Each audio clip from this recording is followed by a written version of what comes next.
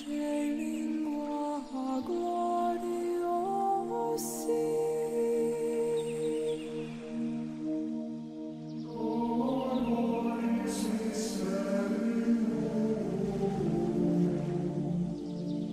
Bueno, bienvenidos una vez más a Católico Conoce tu Fe. Hace tiempo que no subimos ningún video.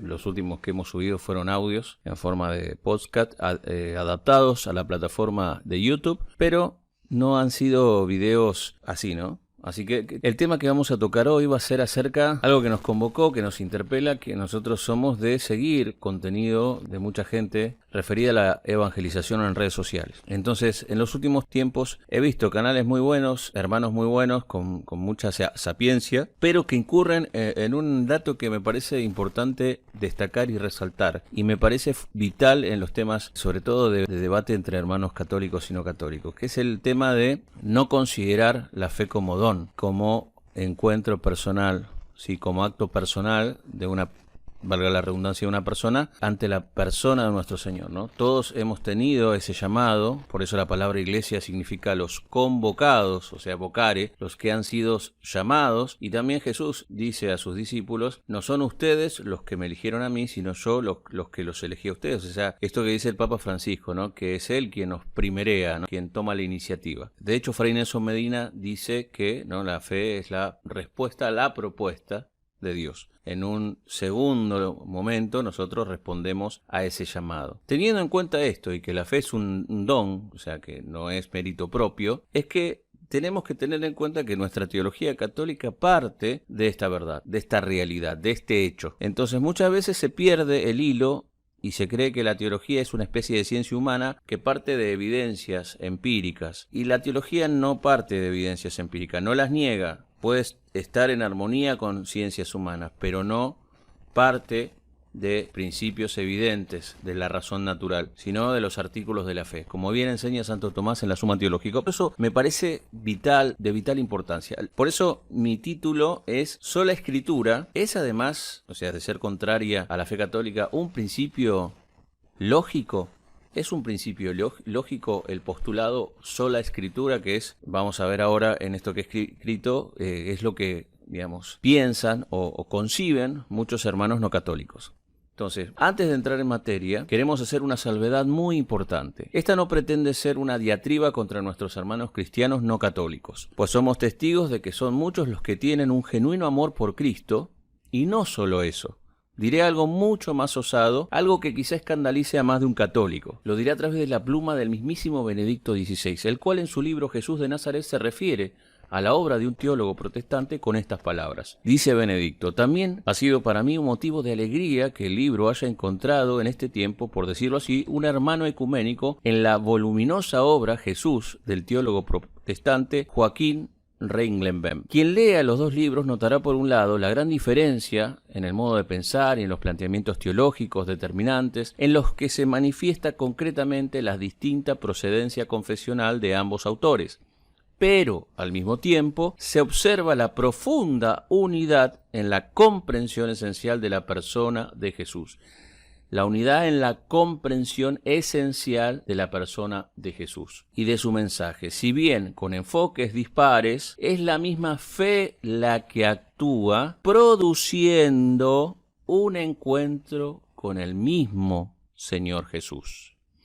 Me parece riquísima esta aportación de nuestro Papa Emérito, ¿no? Porque cada palabra que dice es algo que podemos quedarnos meditando largo rato. Entonces yo digo, ¿no? Si bien esta apreciación de Benedicto no es una definición ex cátedra, no deja de ser algo perfectamente compatible con el núcleo central de nuestra fe católica. Sabemos que el Espíritu Santo sopla donde quiere y que toda verdad, diga quien la diga, de él procede. Es un hecho que el amor de Jesús proviene, en el sentido más profundo, del mismo Jesús, de su libre beneplácito y no de nuestra tendencia espiritual mezquinamente sectaria. Hay que estar atentos con esto de siempre mirarnos, ¿no? La viga en el propio ojo. A eso nos exhorta tanto Jesús como el apóstol. En efecto, Jesús siempre nos primerea este término, ¿no? Este neologismo que acuñó en nuestro Santo Padre Francisco. O como dice la carta del apóstol San Juan, nosotros amamos porque Dios nos amó primero. Primera de Juan 4:19. Nosotros amamos porque Él nos amó primero.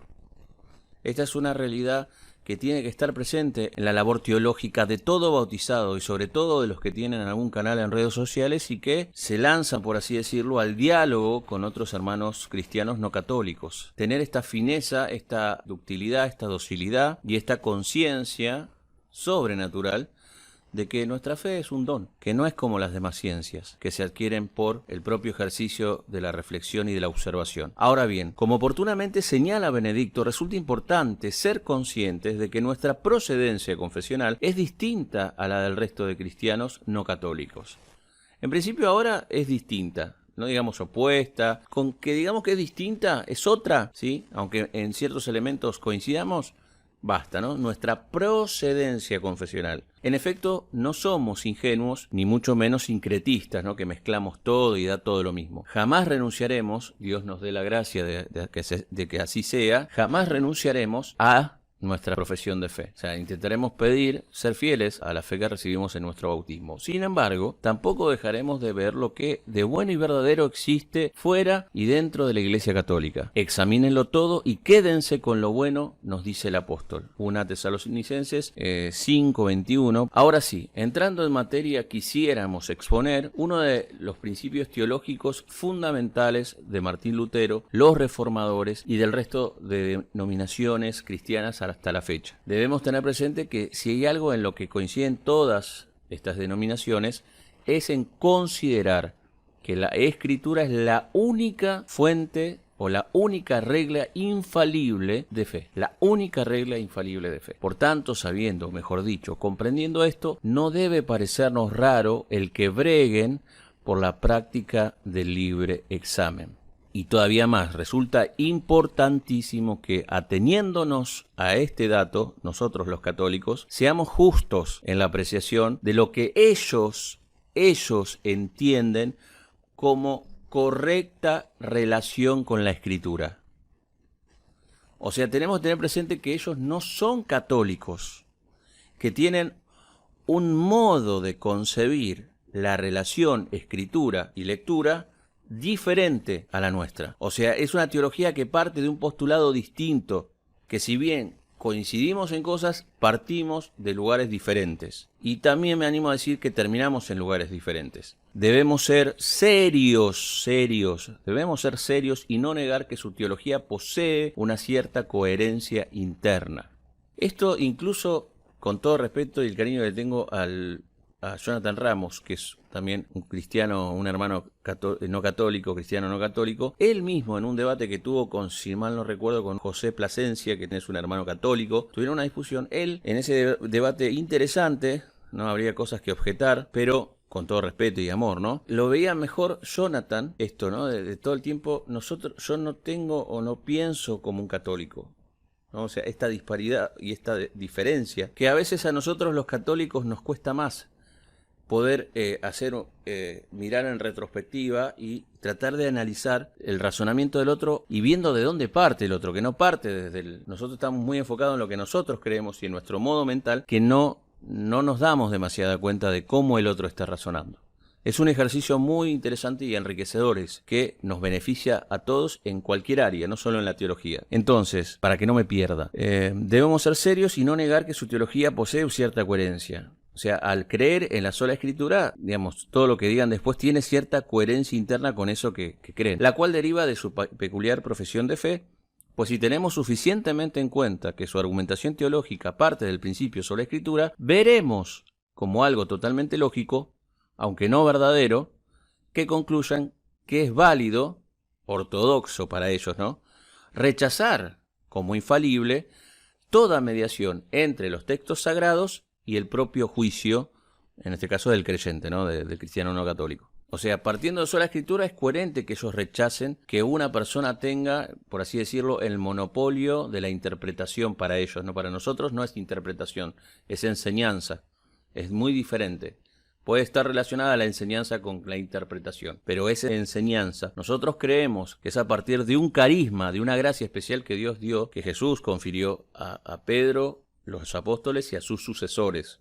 Pero no me quiero adelantar. Dicho de otra forma, veremos que ellos, al no creer, como si nosotros, que Jesús confió y confirió a Pedro, los apóstoles y sus sucesores la potestad de enseñar legítimamente la divina revelación, conciben no solo posible, sino obligatoria la práctica del libre examen. O sea, su proceder con la Escritura es coherente con lo que ellos previamente creyeron, o sea, aceptaron sin pruebas, ¿sí? Porque es fe. Esto debemos comprenderlo bien, ya que no son pocos los apologetas, lo pongo entre comillas, ¿no? Apologetas, no por desprecio a ellos, ni mucho menos, sino porque no me consta si estudiaron o no. Quizá algunos lo digan, quizás sí, son apologetas porque estudiaron en alguna institución católica, ¿no? Pero no lo sabemos. Pocos los apologetas católicos de redes sociales que piensan que las diferencias y contrastes doctrinales entre teología católica y reformada se resuelven a partir de meras disquisiciones exegético-hermenéuticas y en vivo por stream, ¿no?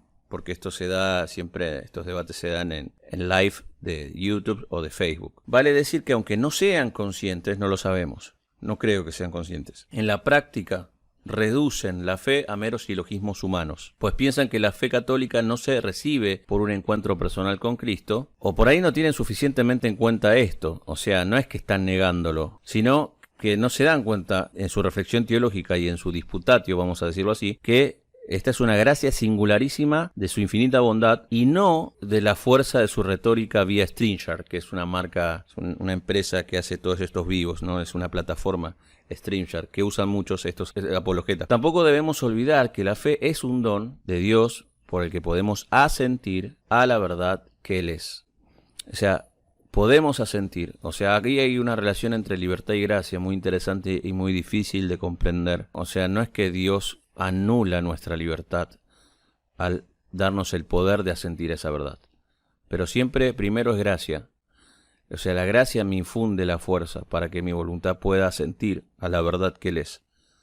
O sea, la gracia supone la libertad y uno es más libre, es como una especie de fuerza que le permite a mi voluntad ser más libre. Por eso no es un determinismo esto. Y en definitiva, también por gracia podemos concebir herético el libre examen. ¿Sí? Nosotros por gracia, en última instancia, por gracia podemos concebir como herético el libre examen. ¿Y qué tienes que no hayas recibido? 1 Corintios 4:7, ¿no? ¿Qué tenemos que no hayamos recibido de Dios? O sea, ¿qué viene de nosotros? Y también tenemos una particular manera de entender el mérito. Pero en realidad los méritos siempre son de Cristo. Él mereció nuestra capacidad de merecer, ¿no? Siempre en esta lógica de que si bien no somos deterministas y que la gracia nos influencia de modo determinista anulando nuestra libertad, nosotros nunca perdemos de vista que todo es gracia y que todo lo que tenemos lo recibimos de Dios, que nosotros somos una nada con pecado encima. Entonces, Santa Teresa no era protestante y sin embargo, no, cuando critican eso, no, nuestras obras son trapos sucios. O sea, hay que ver cómo se interpreta eso también, hay que tener cuidado, ¿no? Porque si se lo interpreta de forma teresiana, por decirlo así, estamos en consonancia con la fe de la Iglesia católica. No vamos a decir que porque Santa Teresa diga que somos una nada con pecado encima, esté negando o esté sosteniendo que la gracia anula nuestra libertad, nuestro libre albedrío, y esté negando la necesidad de las obras para la salvación. Entonces es un tema complejo que me interesa más que se pueda generar no en un debate sino en un diálogo, por esto de la escucha y llegar a una comprensión de lo que el otro cree, más que, a ver, vos estás equivocado y yo tengo razón. Porque repito, no olvidemos que todo es fe, todo es gracia. Y esto vale tanto para nosotros católicos como para los hermanos cristianos no católicos. Entonces, el reconocimiento de esta deuda perpetua para con Dios, o sea, nunca vamos a poder pagarle a Dios todo lo que ha hecho con nosotros, olvídense. Pero esto nos sirve recordarlo para que nos debe dirigir obligatoriamente a preguntarnos, y en la oración también, ¿no? De cara a Dios, ¿por qué podemos creer lo que creemos? Y puntualmente, porque es el tema de esta reflexión, ¿por qué podemos darnos cuenta de que los errores de la Reforma son errores? ¿Por qué podemos darnos cuenta? ¿Por qué podemos razonar después de creer? ¿Y cómo pudimos creer?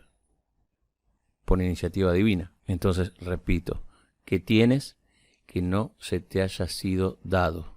¿Por qué te ensoberbeces? ¿De qué te la das? Si somos dóciles a la gracia divina y entendemos la naturaleza del conocimiento por fe, la respuesta será fácil, porque nuestra procedencia confesional no es la reformada, y esto no por mérito propio, sino por primerísima iniciativa divina. Por otra parte, no debemos olvidar que la fe que hemos recibido, y digo, a través de la Iglesia Católica, nos permite reconocer y aceptar como regla de fe, además de la Escritura, la tradición apostólica enseñada por el Magisterio. Todo eso lo podemos creer porque Dios ha sido generoso con nosotros.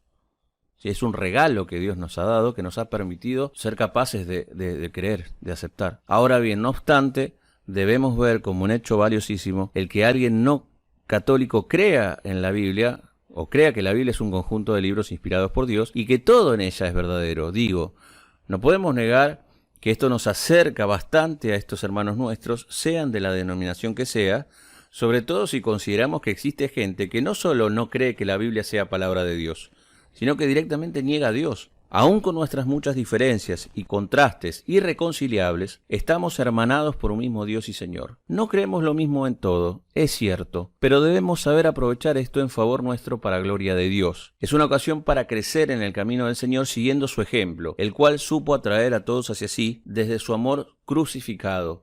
O como San Pablo, me hice esclavo de todos para ganarlos todos para el amor de Cristo. Me hice esclavo, servidor, me hice el último. Un amor difusivo de sí, un amor que constantemente da la vida por sus amigos, ¿no? Juan 15:13. O sea, dar la vida por el otro, ¿no? Aunque sea musulmán, reformado, protestante, lo que fuere, es un hermano. Dicho esto, pasemos ahora a la pregunta inicial de esta reflexión. Independientemente de los diferentes puntos de partida de ambas teologías, ¿puede considerarse razonable el principio de sola escritura? Recordemos que si bien la teología católica parte de verdades que se aceptan por fe, su contenido es razonable, es decir, sus verdades están en perfecta sintonía con la razón. Recomiendo para esto la encíclica Fides et Ratio de San Juan Pablo II. De ahí el famoso creo para entender y entiendo para seguir creyendo más y mejor de San Anselmo. Lamentablemente no vemos que este sea el caso del postulado sola escritura, ya que adoptar como único y exclusivo punto de partida teológico la escritura plantea una dificultad racional insoslayable. Racional. Sin ánimo de ofender y aún tratando de defender esta tesis, vemos difícil, aunque yo quiera, digamos, ¿no? Que yo quiera defenderla, supongamos que yo quiero defenderla. Para ser honesto, ¿no? Es difícil encontrar una justificación satisfactoria, especialmente para aquellos que después de creer necesitan entender lo que creen o dar razones sobre cosas tales como: 1. ¿Quién dice que la Biblia fue inspirada por Dios? ¿Quién dice? 2. ¿Quién dice qué libros deben considerarse inspirados y qué libros no? Etcétera. Podríamos seguir ahondando, ¿no? Parecería perderse mucho si se omite una eventual fundamentación que también asuma los elementos humanos, comunitarios e históricos que hicieron posible la materialización de los libros sagrados. En efecto, las Sagradas Escrituras son, entre otras cosas, libros escritos por personas de diversas épocas, inspiradas por Dios, pero en definitiva personas de carne y hueso, pertenecientes a una cultura, tradición y comunidad específica. Por tanto, la Escritura no resulta una realidad salida de la nada y que no se subordine a la interacción de Dios con su pueblo. O sea, no sale de la nada o está subordinada, mejor dicho, a la interacción de Dios con su pueblo. Iglesia, puse yo entre comillas. Es en el marco de dicha interacción divino-humana de Dios con una comunidad concreta que se va estableciendo el denominado canon bíblico. O sea, primero se va generando o produciendo los libros, ¿no? En la relación de Dios con un pueblo se va dejando por escrito, ¿sí? A través de la inspiración, el hagiógrafo o los hagiógrafos van poniendo por escrito. Después todo eso se condensa, se recopila y después surge el canon que va a establecer a través de una autoridad qué libros son o no pertenecientes a eso que llamamos Sagrada Escritura. Ese es como el talón de Aquiles de la sola escritura, ¿no? Ningún hermano, querido hermano reformado, sino del principio sobre la escritura. O sea, ¿quién dice que la Biblia es la Biblia? O sea, si se tiene en cuenta el desarrollo histórico de la escritura, no me importa si la tradición eloísta o yavista, eso son cuestiones, disquisiciones ya más para entrar en profundidad. Pero vamos a lo concreto, uno que no cree.